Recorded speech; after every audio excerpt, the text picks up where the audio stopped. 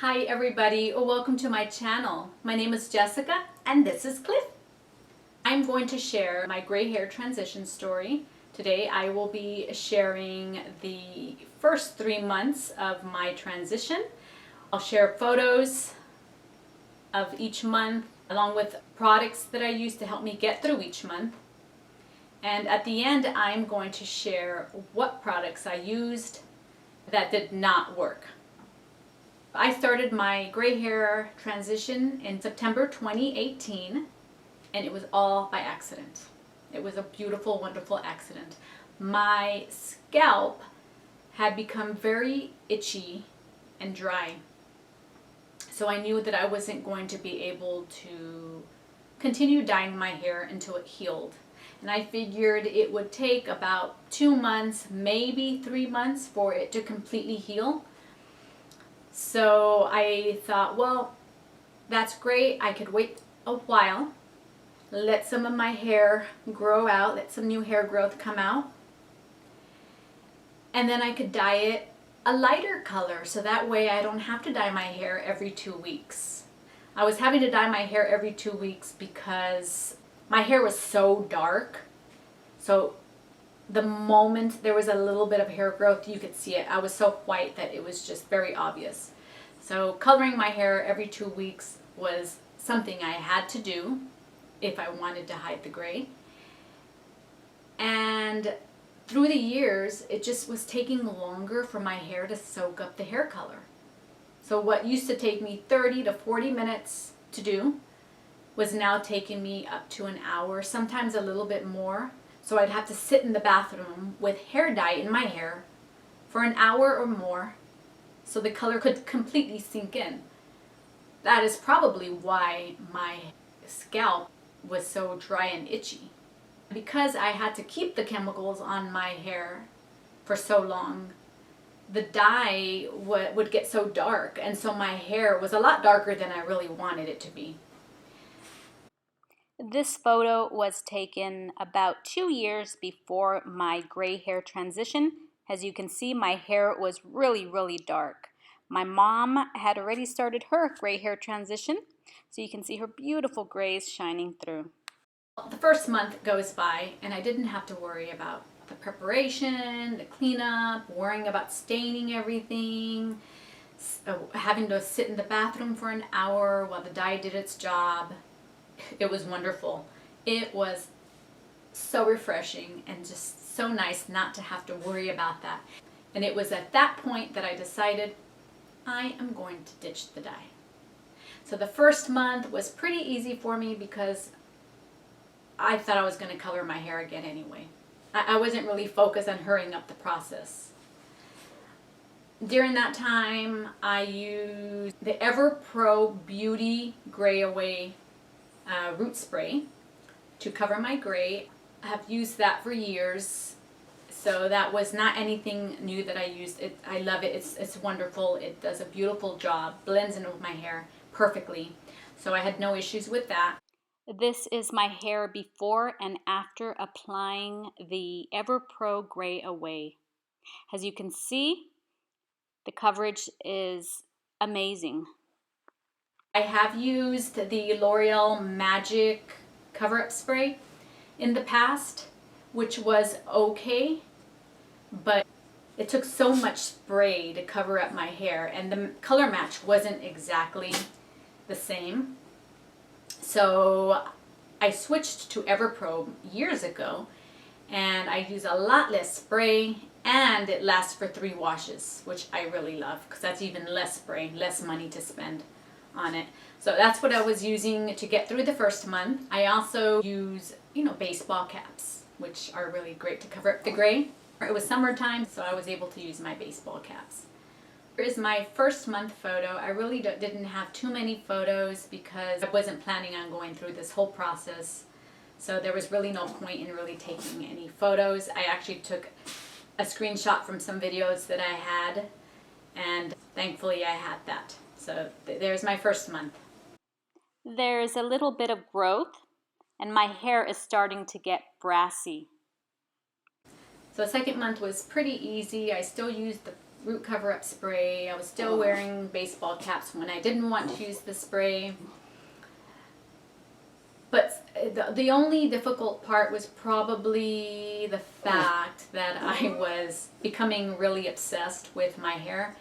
And every time I passed a mirror, I had to check my hair to see how much it grew. And if I wasn't near a mirror, I went looking for a mirror to check my hair to see how much it's grown.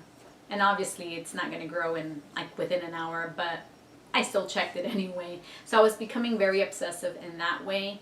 I started following blogs and YouTube channels, which really helped me get through the whole process. And my only regret is that I wish I hadn't compared my hair to other people's hair, because our hair all grows at different rates.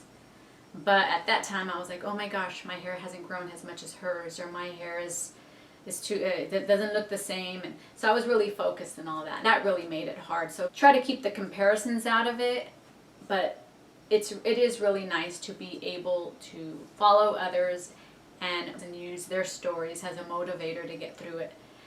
Just don't compare your hair to their hair, because my hair might grow 2 inches in a month and someone else's might grow half an inch. I've seen people whose hair almost does not change in like 3 months or 4 months. It's just a little line, and you just never know. So just no comparing your hair to others. Use that as a motivator. Use their blogs, their photos, their posts as a way to get through the process and not as a comparison. So here are my 2nd month photos. By the beginning of my 2nd month, there had been progress in hair growth, which was good, but the brassiness was spreading, which was not good. By the end of the 2nd month, my hair was multicolored. Thankfully, the root cover-up spray covered up the brassiness also. So my 3rd month was a little harder. It started off okay. I was still using the root spray. I was still wearing caps. It was getting close to winter time. It was getting colder, so that was really great, because now I was able to wear lots of cute little winter hats and scarves, and so I was able to cover up my hair in different ways. Well, little did I know is that my hair had grown a lot more than I realized, and I was still using the root cover-up spray. The local library was having a function for the kids, and they took photos and posted them online, and I was in one of them, and I almost fainted when I saw the photo. It was a photo of the back of my head, and you could see that I was clearly trying to hide the gray. There was a layer of the root cover-up on top and a big patch of gray hair underneath. It looked like I was wearing a toupee, and I knew at that point that the root cover-up wasn't going to work anymore. So 3.5 months into my transition, I stopped wearing the root cover-up. And that really made the transition a little harder, because I really didn't have any other way to cover up my gray hair except caps and hats and scarves. So I was forced to really let the world know that, look, here I am, I'm letting my hair grow. And I was not ready at that time. So 3rd month was hard. Here are my photos. This is the library photo I was talking about earlier. There was a layer of the root cover-up spray on top of my gray hair. This photo was taken towards the end of my 3rd month. You can clearly see there has been a lot of growth. I took this photo when I was testing out the coffee hair dye, which I talk about later on in the video.